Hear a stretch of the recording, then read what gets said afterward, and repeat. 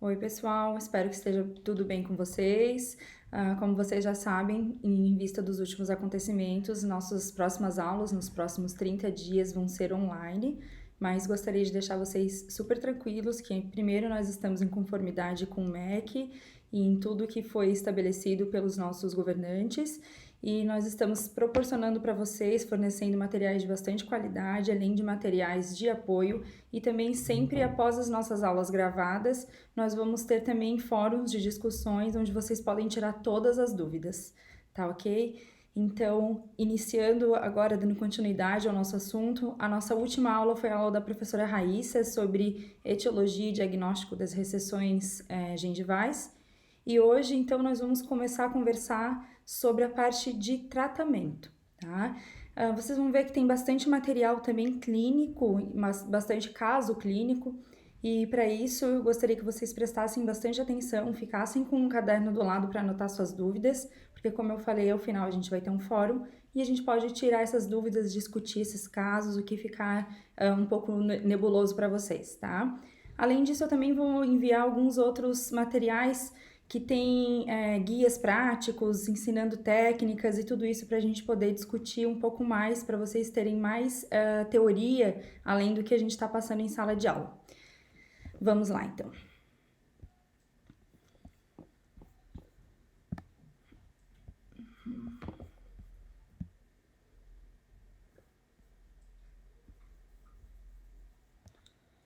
Ok. Fazendo uma recapitulação, então, de alguns pontos que vocês já ouviram na aula da professora Raíssa. Então, sempre que a gente for pensar em recessão gengival, a gente tem que ter em mente o posicionamento da junção cemento-esmalte e da margem gengival. Então, a recessão ela vai ser definida pela essa migração apical da margem em relação à junção cemento-esmalte. E aí nós vamos ter a exposição das superfícies radiculares. Então, lembrando para vocês, a junção cemento-esmalte, essa imagem que vocês estão vendo na tela, uma imagem que já foi vista em várias aulas, então relembrem que essa região, olha, onde apareceu esse pontilhado, é exatamente onde fica a nossa junção cemento-esmalte. Nessa fotomicrografia que vocês estão vendo aqui, especificamente nessa lâmina, na realidade, nós temos uma sondagem e se vocês observarem, a nossa margem gengival está cobrindo a junção cemento-esmalte, ou seja, ela está coronal à junção cemento-esmalte. Então, nós não temos recessão, pelo contrário, a gente tem um pouco de tecido gengival recobrindo. Se a gente necessitasse, por exemplo, de uma cirurgia de aumento de coroa, era possível sim fazer sem ter exposição de raiz, tá? Bem, o que a gente precisa ter em mente? Que o problema da recessão gengival não vai ser meramente estético. Ele pode trazer hipersensibilidade, ele pode trazer também cárie radicular ou mesmo desgaste da estrutura devido à abrasão. Então, esses fatores que podem ocorrer devido a essa recessão é o que a gente tem que pensar em como tratar e se é possível de ser tratado. Lembrando que o fator para as recessões gengivais, na realidade, ele não é um só, né? São um combinado de fatores. A gente pode ter, então, escovação traumática, um acúmulo de placa bacteriana que vai levar a uma inflamação gengival na região, um mau posicionamento dos dentes, a inserção muscular, freio, brida, que vai estar próximo à margem gengival, também pode ser fatores para desencadeamento dessas recessões. Fatores iatrogênicos também que vão estar relacionados então a tratamentos restauradores, periodontais e principalmente também tratamentos ortodônticos. Então vocês viram com a Raíssa esse artigo que mostrava trauma de escovação dental em brasileiros, então uma população adolescente de brasileiros. E aí, além disso, o que vinha em associação? Hipersensibilidade dentinária, então mais um fator, né, associado a essa recessão. Posicionamento dental. Observem que a gente tem nessas três fotos vários ângulos de um mesmo dente. Então é possível ver que esse dente está mais projetado para vestibular. E com isso, com essa projeção para vestibular, a gente acaba tendo uma deiscência óssea também, então falta um pouco de tecido ósseo ao redor dessa parte mais cervical da raiz. E aí deixa tudo mais frágil, esse tecido ele é mais fino e a gente pode ter também um pouco de recessão, que é o que vocês estão vendo nesse quadro. E observem na última figura da direita que nós temos também, além da recessão, um pouco de abrasão. Então, olha essa descontinuidade da superfície da coroa dental com a superfície radicular.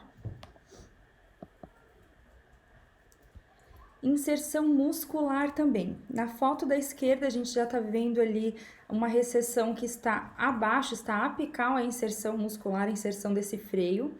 E também tem um mau posicionamento dental associado. Observem como esse dente ele tem um apinhamento, ele está um pouco girovertido.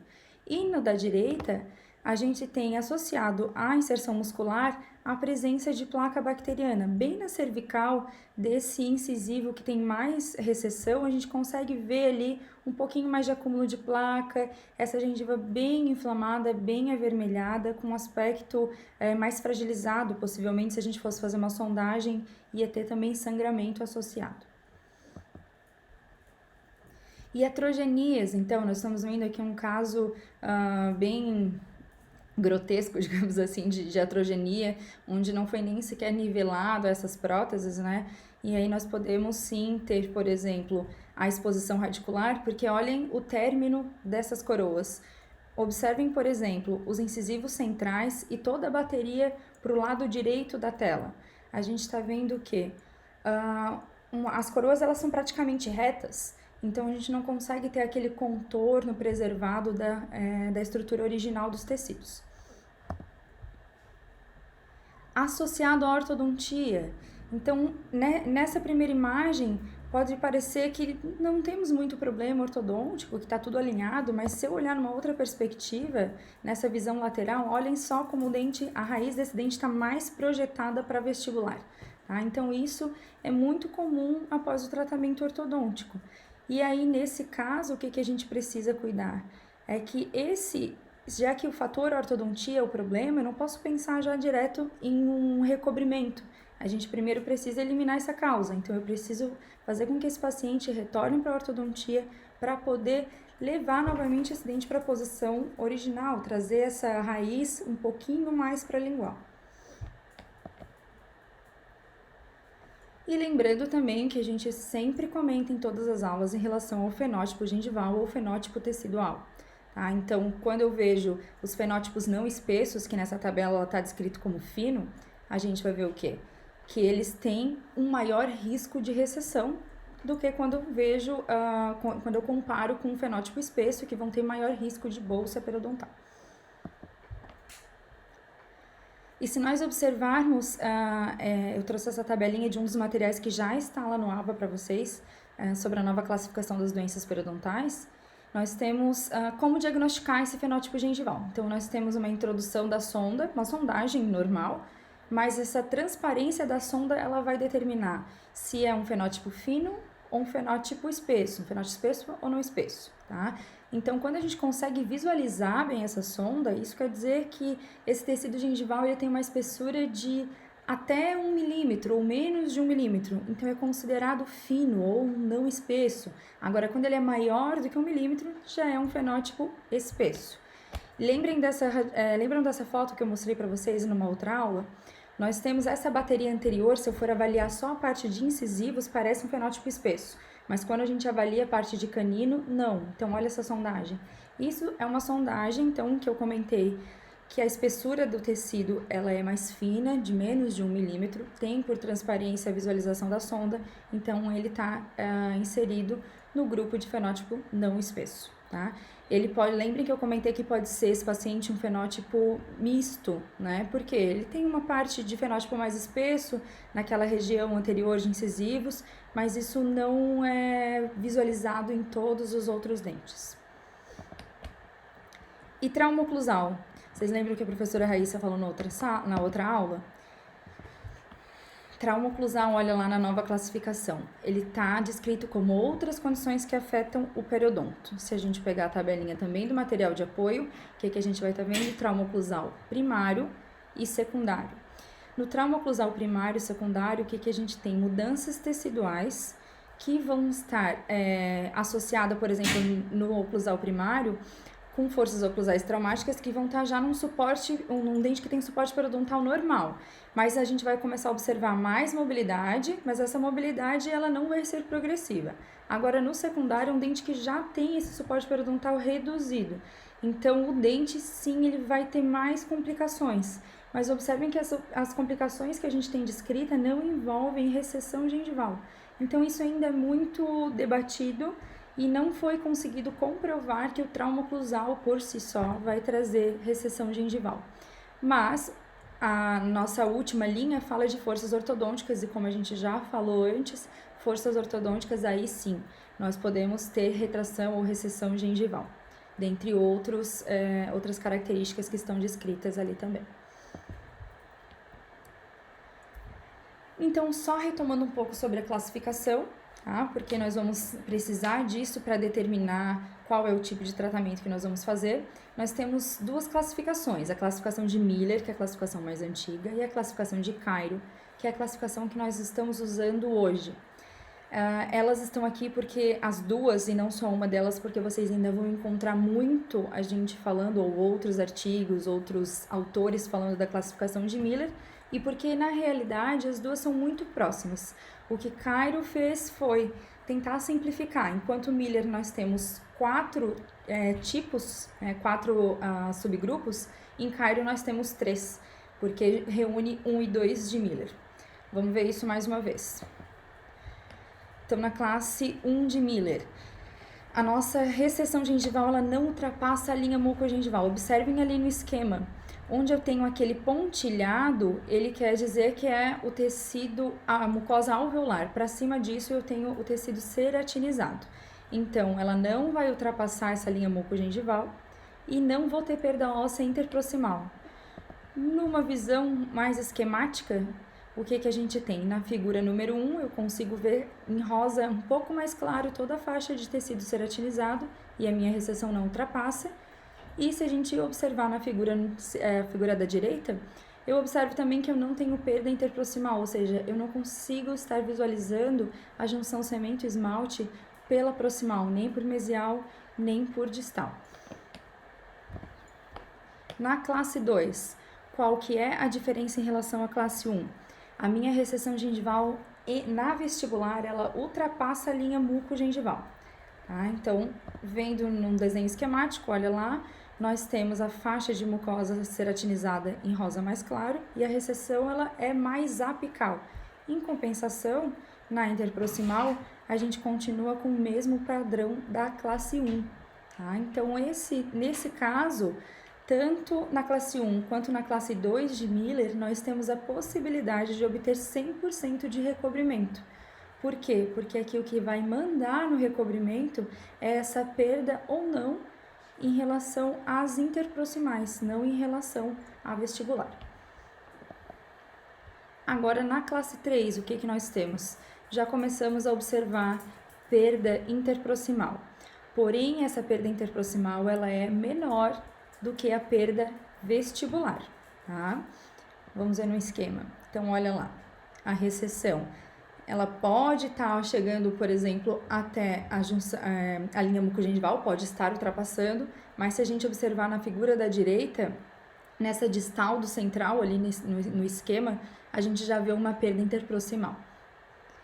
E aí, qual vai ser a consequência disso clinicamente?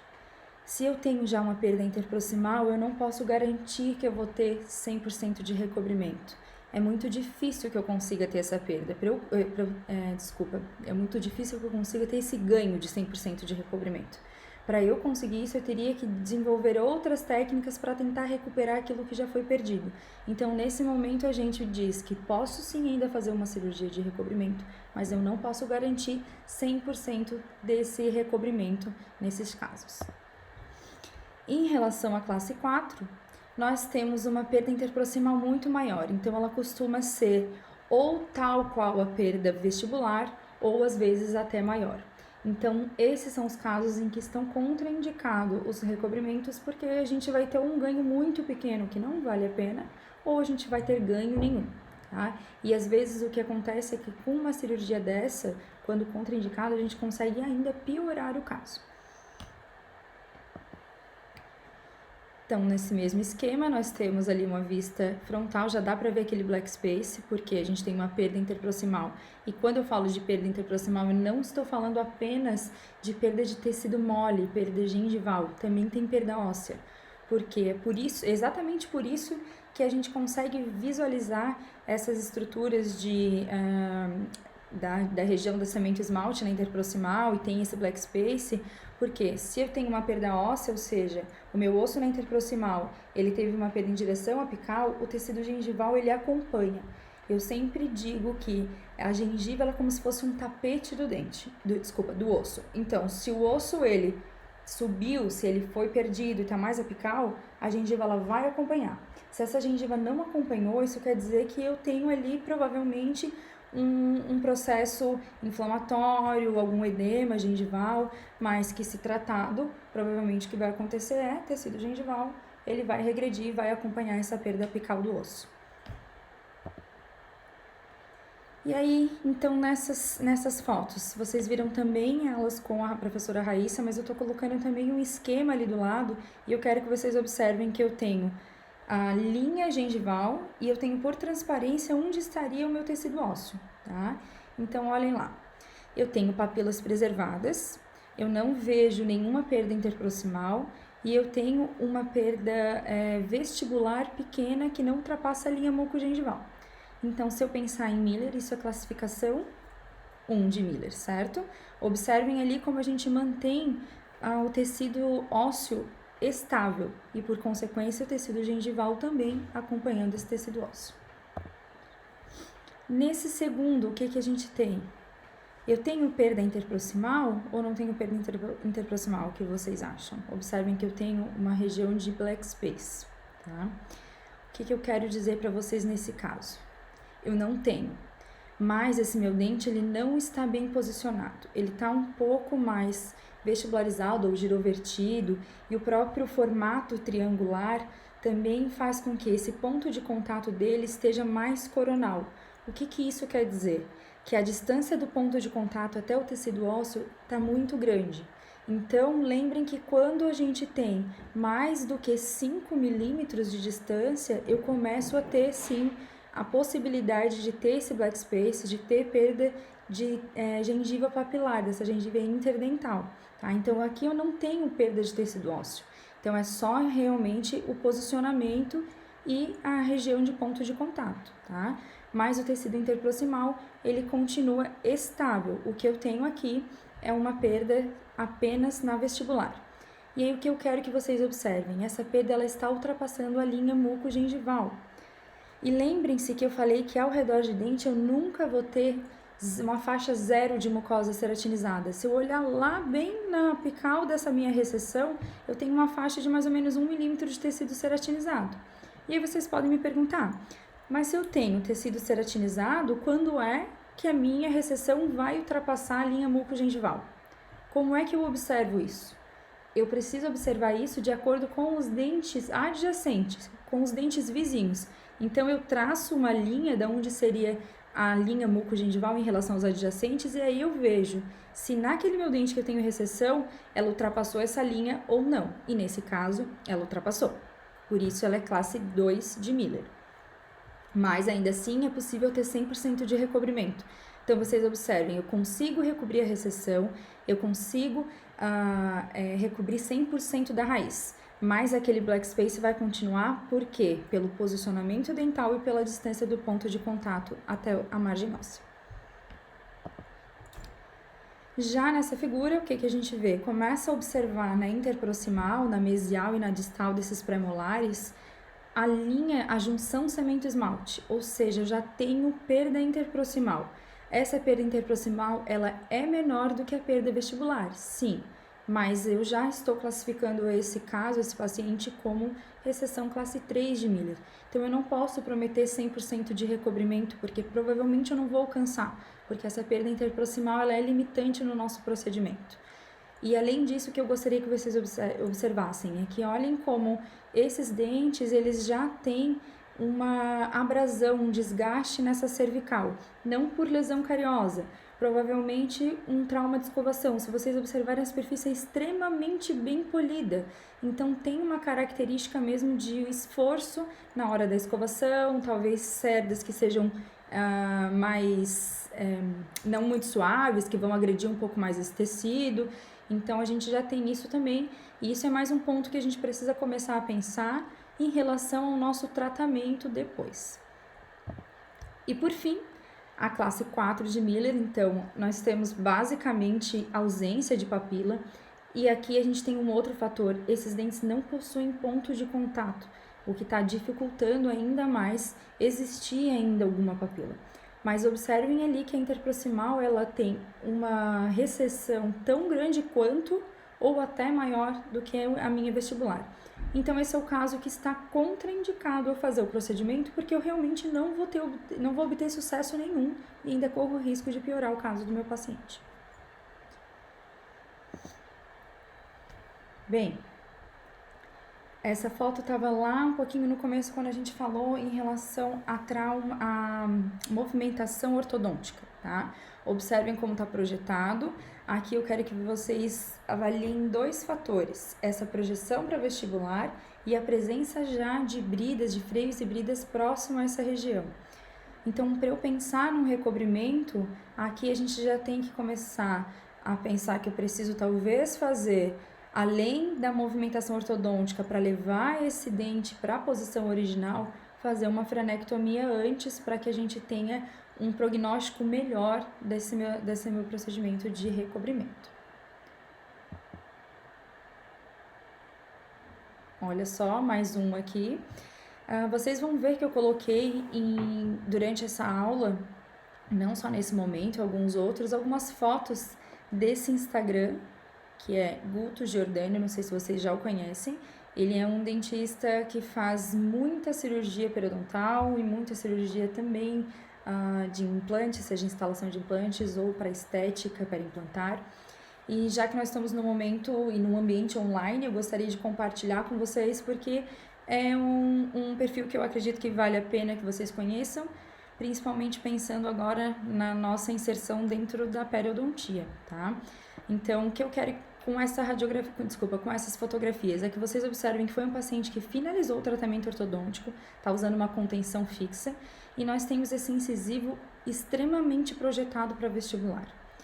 E aí, nessa foto que ele aparece por lateral, tem uma resina rosa ali, vocês estão observando? Essa resina rosa é uma resina para imitar tecido gengival, porque foi uma paciente que passou já por pelo menos uma outra cirurgia de tentativa de recobrimento e ela falhou. Por que ela falhou?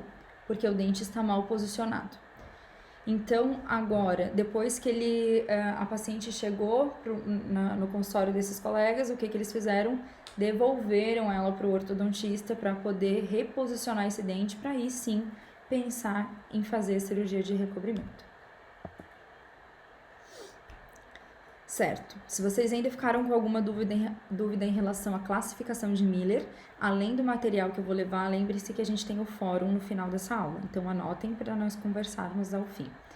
Mas, como eu falei, hoje a classificação indicada após o último consenso de periodontia, que foi realizado em 2017 e os artigos foram publicados em 2018. É para que a gente siga a classificação de Cairo, tá? Então, ela é uma classificação, como eu disse, um pouquinho mais enxuta. Ao invés de 4 categorias, nós temos 3. Então, vamos lá. Recessão tipo 1. Vocês observem que entre parênteses vai estar sempre RT1, RT2, RT3. E eu sei que nós usamos bastante siglas durante todas as nossas aulas, mas é porque essas siglas elas são usuais no mundo todo e elas vão estar presentes em todos os materiais que vocês observarem. Então, gostaria que vocês se acostumassem um pouco com elas, mas elas são simples. RT nada mais do que recessão tipo 1, 2 e 3, tá? Então, a recessão tipo 1, ela vai fazer uma condensação da classe 1 e 2 de Miller, ou seja, eu não tenho perda interproximal, mas a minha perda vestibular, ela pode ou não ultrapassar a linha mucogengival. Então, essa foto é extraída direto do artigo de Cairo. Então, tá mostrando o quê? Interproximal completamente preservada e uma recessão bem pequena na vestibular. nesse caso. Nem sempre vai ser bem pequena, ela pode ser maior na vestibular, desde que preserve as interproximais. Tipo 2. Aí sim eu já tenho uma perda interproximal.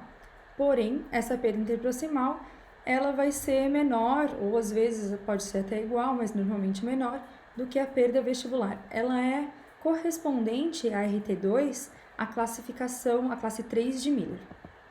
Então, olha lá, observem, na interproximal fica ainda mais claro na figura C, que nós temos perda interproximal, porém a perda vestibular é maior. Então, eu consigo sim o recobrimento, mas talvez eu não consiga 100% de recobrimento. E já a RT3, ela é correspondente à classe 4 de Miller. Então, eu tenho perda interproximal maior do que perda vestibular, contraindicando o meu tratamento, normalmente. Então, olha lá, bem visível, ainda mais na figura C. E o que nós temos de diferente? Agora, nós temos uma avaliação também além da recessão em relação à condição dessa superfície radicular que está exposta, ou seja, é a presença de concavidade ou não nessa superfície exposta. Então, esse degrau a gente vai atribuir um sinal de positivo ou de negativo de acordo com a presença ou com a ausência. O que eu quero dizer com isso? Se eu tenho uma classe positiva, isso quer dizer que eu tenho um degrau cervical maior do que 0,5 milímetros. E uma classe negativa, esse degrau ele não existe ou ele é menor do que 0,5. Então, como vai ficar a minha classificação? Eu tenho que botar RT 1, 2 ou 3, seguido de mais ou de menos, de acordo com esse degrau. Isso vai ser importante por quê? Para a gente determinar algumas posições no nosso tratamento. Certo. Espero que vocês anotem as dúvidas que ainda tiverem. Essa primeira parte foi apenas uma revisão da nossa aula passada, já que vocês tiverem uma semaninha de intervalo. Então, acho que foi importante para a gente poder começar. Tá? Agora, a próxima etapa vai ficar para o segundo vídeo.